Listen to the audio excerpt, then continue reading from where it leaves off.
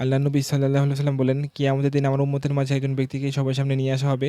Just imagine, আদম আলাইহিস সালাম থেকে শুরু করে কিয়ামত পর্যন্ত যত মানুষ পৃথিবীতে এসেছে, সেই কোটি কোটি মানুষের ভিড় থেকে শুধু একজনকে আলাদা করে ডাকা হবে।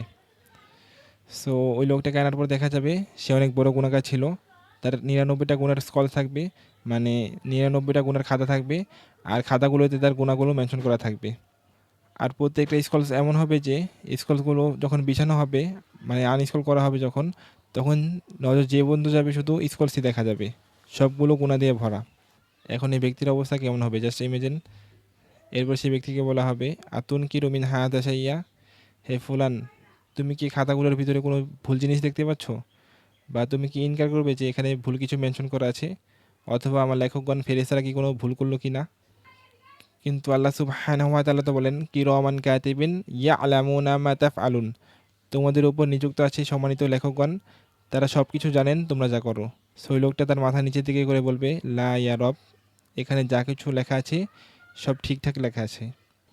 এরপর আল্লাহ তাআলা বলবেন, হে আমার বান্দা, তোমার কাছে কি কোনো এক্সকিউজ আছে, কোনো অজুহাত আছে যে, হে আল্লাহ আমি অনেক বিজি থাকতাম, আমার এক্সামের জন্য আমি বিজি ছিলাম, আমাকে অফিসের অনেক প্রজেক্ট সামলাতে হতো, কোনো অজুহাত আছে কি? বা তোমার কাছে কি কোনো নেকি আছে? ওই লোকটা লজ্জিত হয়ে তার মাথা আরও নিচের দিকে করে বলবে, লা ইয়া রব, কোনো নেকিও নেই।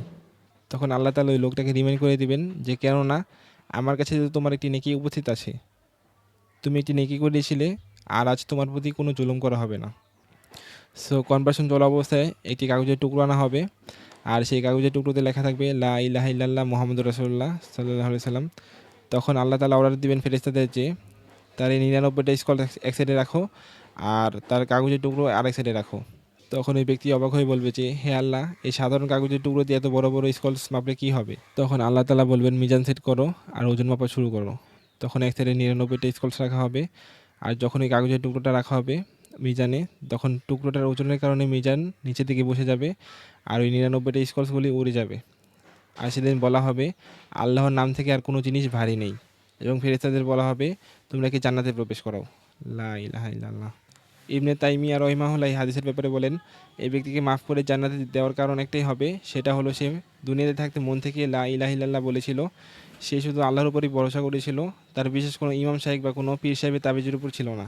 আর এই ব্যক্তি যদিও সে গুনাহগার ছিল, সে তার ছোটোখাটো নেক কাজগুলো করেছিল একমাত্র আল্লাহ সন্তোষের জন্য।